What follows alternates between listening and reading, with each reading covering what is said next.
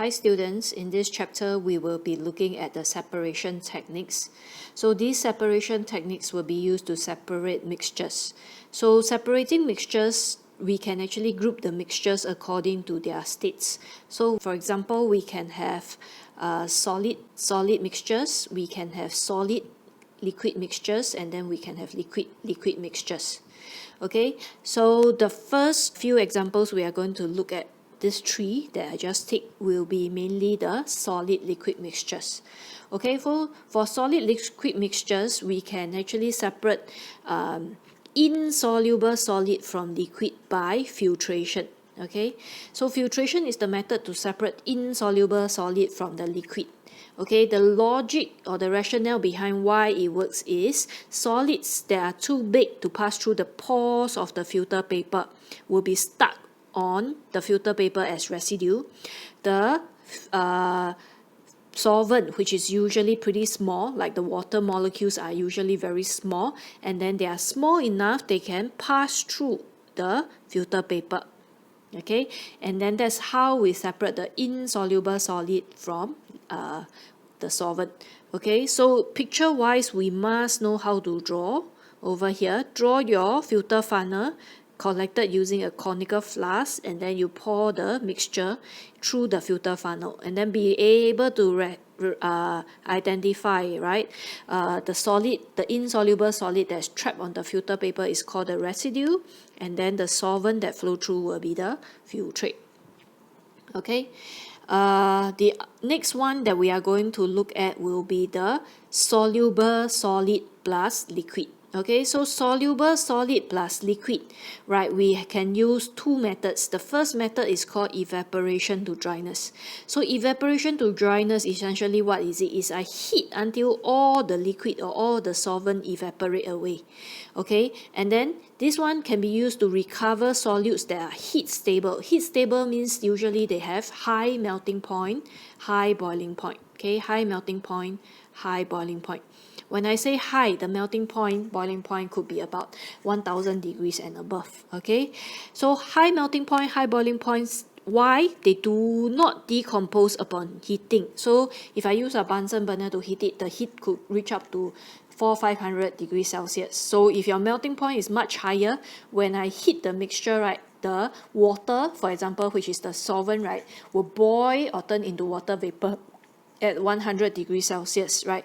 The solute that has high melting point, high boiling point does not change state, so it will be left behind as crystals. So this method is called evaporation to dryness, where I heat until all the water is gone.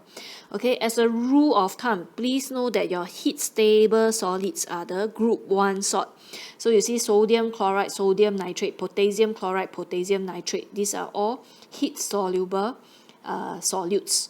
Okay, soluble impurities present will be deposited together with the required solid. Okay, so if your mixture is not made from one solute, right, then you will have some impurities, and these impurities will be found. Okay, so usually the experimental setup, we will set it up using an evaporating dish, and then we heat until all your water is gone, all the solvent is gone. Repeat, this is for heat stable. Okay, so for example, if the substance is not heat stable over here, and then you try to heat it, right, it will turn black. When it turns black, this one, they decompose. So when they decompose means their melting point is pretty low, and then it will break down into the simpler elements or the simpler compounds. So when you heat it, you cannot heat until all your water is gone because the solid is not heat stable. So if the solid is not heat stable, what we have to do? We have to do crystallization. Okay, so crystallization is we use it for solid that is heat labile. So labile basically just means it is not heat stable, means it is low melting point, low boiling point. Okay, this one, same thing, the solid is still soluble, because not soluble we use filtration over here. Okay, solid is still soluble, but it is not heat stable. So when I heat, I don't heat until all the water is gone, I don't evaporate to dryness, I heat until saturated solution. Okay, saturated, recall, this one is maximum amount of solute. Okay, it is the maximum amount of solute. Okay, so you heat until saturated solution, so there is a lot of water is being evaporated away, but there is still some liquid left, and then it is saturated, and then you cool the saturated solutions, your crystals will form. Okay, this one is used for heat labile solid, which will decompose upon heating. So common examples of heat labile, any solid that you don't see that's not under the group 1. So common examples, we have sugar, glucose, C6H12O6, or copper 2 sulfate. Okay, this is the common blue color reagent that you're using in the lab. Okay, so this sugar and your copper 2 sulfate will actually decompose upon strong heating. So we heat until saturated solution. Okay, so these pictures over here shows heating until saturated solution. Alright, so same thing, I use a evaporating dish to heat it. Okay, I use a evaporating dish to heat it, but I heat until this is saturated. So most of the water is gone, and then there's a little bit of the solvent that is left. Okay, and then cool this, crystals will form automatically. Okay, how do I know that this one is saturated already? So to test for saturation, you add in a glass rod over here. If you add in a glass rod and then you take it out immediately, right, you see some crystals form along the glass rod, means it is already a saturated solution. Okay, crystals will form along the glass rod. Yeah, it is already saturated. Okay, you can also use a water bath to heat solution as opposed to direct heating.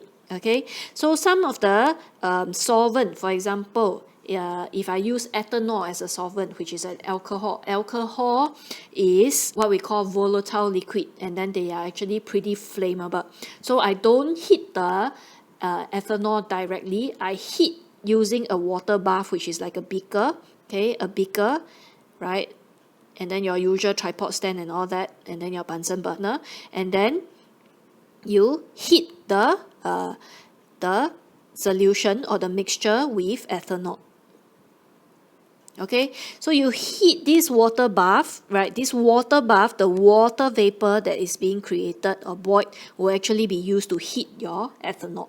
Okay, same thing actually, once your water bath is boiling, right, it's better if you off the Bunsen burner and just use whatever heat over here to heat the ethanol, to heat it until it is saturated.